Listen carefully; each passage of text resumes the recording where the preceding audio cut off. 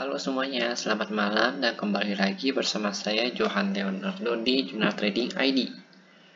Jadi pada kesempatan video kali ini saya akan bawakan untuk update analisa XAU-USD ya atau gold yang merupakan komoditas favorit para trader.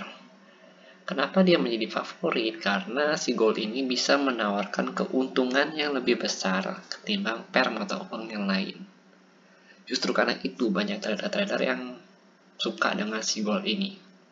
Walaupun si gold ini karakteristiknya patuh dengan support resisten, tapi kalau kita salah-salah dalam entry, itu bisa membuat kita menjadi margin call.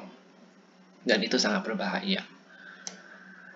Oke, jangan sampai ya pokoknya amit-amit jangan sampai terjadi margin call karena kita lebih baik main safe trading aja.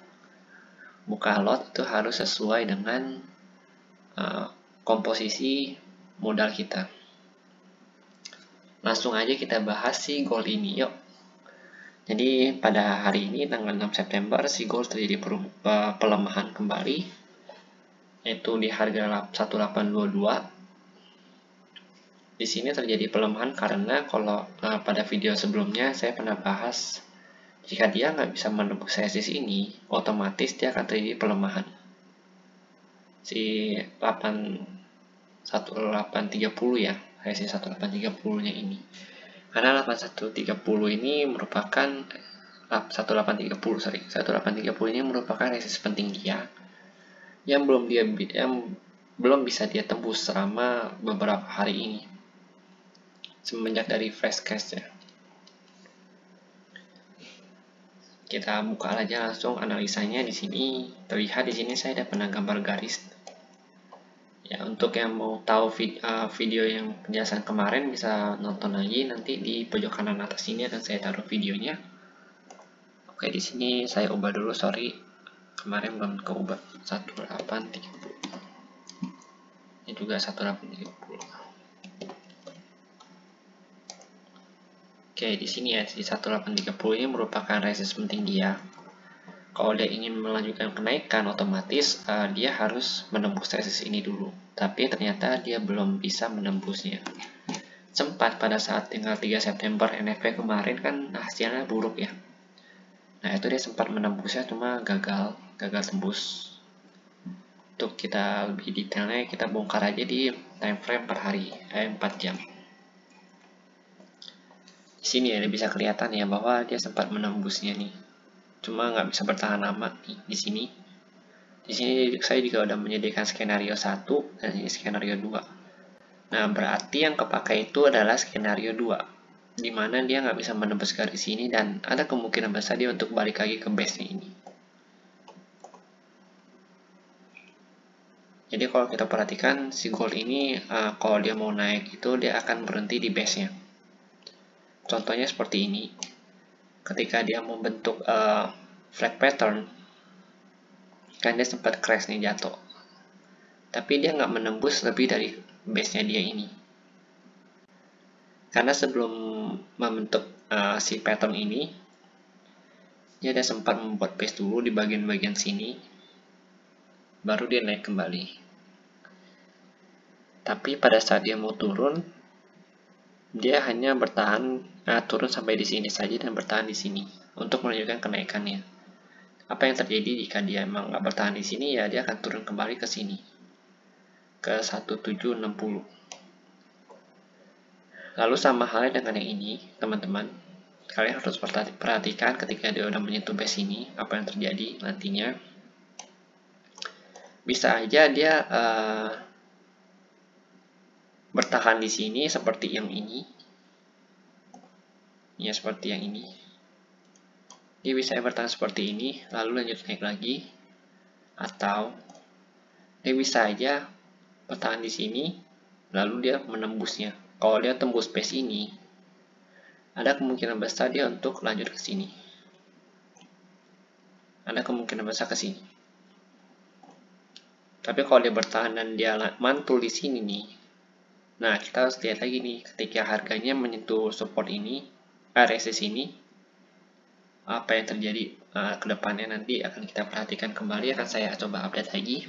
Intinya kalau untuk saat ini gold lebih ke arah wait and see dulu ya, karena dia udah cukup jauh dari garis ininya, resistnya. Mungkin kalau kemarin saya bisa sarankan untuk buy, cuma ternyata hari ini pergerakan harga gold itu kurang baik. Dia tidak jadi menembus si supportnya, si resist ini, dan turun kembali karena si resist ini ada resisten yang cukup kuat untuk dia. Dan kalau untuk menembus pun dia harus ngumpulin tenaga dulu di sini di base-nya. Jadi poin pentingnya itu di sini, di base ini. Kalian harus perhatikan nanti.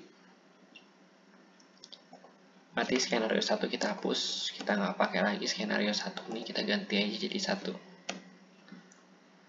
Ini skenario satunya kita perbaikin, kita ganti skenario.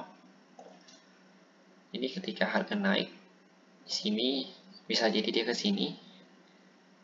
Dia ke sini nembus lagi dan ke sini. Ke base-nya dia yang di bawah ya. Atau bisa aja ketika dia udah sampai di sini, dia nggak masuk base-nya nih, ya nggak masuk base-nya. Dia cuma dari sini ke sini, lanjut di sini, testing lagi, baru dia naik langsung ke sini. Ini skenario 2 ya.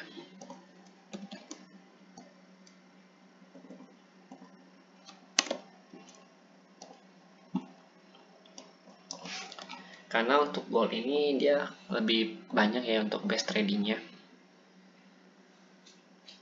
Konsep si gold ini hampir sama dengan EURUSD, yaitu bisa digunakan dengan konsep base trading. Pergerakan gold juga lebih stabil dibandingkan dengan pair mata uang lainnya. Jadi biasanya kalau saya trading di gold itu saya harus lihat dulu di mana base-nya dia. Kalau dia udah menyentuh base atau mendekati base, biasa saya perhatikan harganya dulu, dia mau kemana. Itu yang paling aman untuk gold ya. Jadi kalau dia lagi di tengah-tengah gini, misalkan di sini, ya lebih baik jangan dulu. Kalau ini kan kita bisa perhatikan di sini ada pelemahan ya, terjadi penekanan harga ke bawah. Kita bisa aja open sell di sini, tapi ternyata kita di trap sama si gold, dia naik lagi ke atas. Dia cuma nyentuh sedikit dulu base ya, langsung dia lanjut lagi kenaikannya ke atas. Sama halnya dengan ini, kita harus tahu dulu di mana base-nya dia. Kita jadikan patokan itu, base-nya itu sebagai patokan. Harga mau lanjut kemana itu kita biasanya tahunya itu pasti lagi ada di base. Kalau kita bongkar lagi untuk candle 1 jam, ini lebih kelihatan bahwa harga sudah mulai sideways ya di sini ya. Harga sudah mulai sideways karena sudah mendekati base-nya juga. Tapi masih belum terlihat adanya reversal dari si harga ini. Karena candle yang sebelumnya itu cukup jelek, yaitu di sini terjadi dragonfly. Dan biasanya candle ini tuh mengindikasikan bahwa adanya pelemahan harga. Jadi lebih baik kita tunggu aja dulu.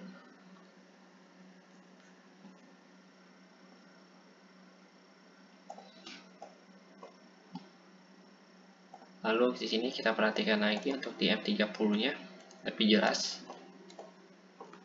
Karena di sini itu dia sempat nembus dan sempat retest juga sedikit, cuma nggak jadi. Ya di sini ada retest untuk supportnya yang baru, ternyata gagal, belum kuat. Dia turun lagi untuk menembus ini lagi dan ternyata gagal lagi, sehingga mengindikasikan harga untuk turun. Kalau di M30 sini mungkin bisa kelihatan untuk trendline-nya. Di sini ada trendline kecil, minor trendline. Ini saya sebutnya sebagai minor trendline. Jadi ketika harga tidak bisa menembus trendline ini, dia akan otomatis pullback ke sini, ke harga 1819 atau 1820. Biasa kalau lagi begini, saya akan wait and see sampai dia mengenai trendline ini, atau dia mengenai resist ini kembali, atau dia mengenai si base yang ini, karena base ini merupakan kunci saya saat ini untuk trading gold. Saya akan melihat pergerakan dia dulu ketika menyentuh base ini, seperti yang ini ya. Dia udah nyentuh dikit dan ternyata dia reversal, berarti dia tandanya akan naik. Oke, mungkin segini dulu untuk analisa dari goldnya. Jika memang ada yang ingin ditambahkan, bisa tambahkan di kolom komentar. Jika memang ada yang salah, bisa ditambahkan juga di kolom komentar. Dan jika memang membantu sekali videonya, bisa di like dan juga subscribe channel YouTube saya supaya saya bisa lebih baik lagi ke depannya dalam memberikan analisa teknikal. Dan sampai jumpa kita di video berikutnya. Terima kasih.